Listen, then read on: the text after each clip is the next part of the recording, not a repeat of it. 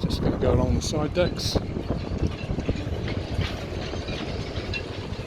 As you can see, this paintwork is just been redone.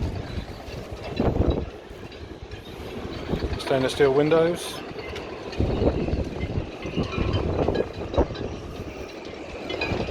Tender's currently lashed on the foredeck, would normally be on the davits.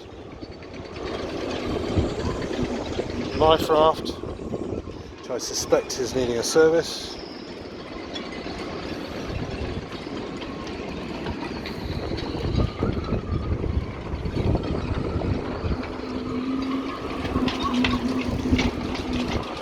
Back on the port side.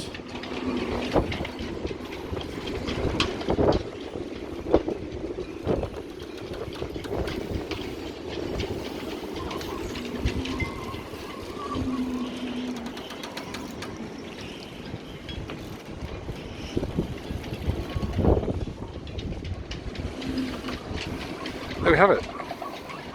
Fairline 43 Flybridge from back in the day, but really quite beautiful. If you've got any further questions, my name's Darryl Firth, please don't hesitate to call me and I'll try and assist you.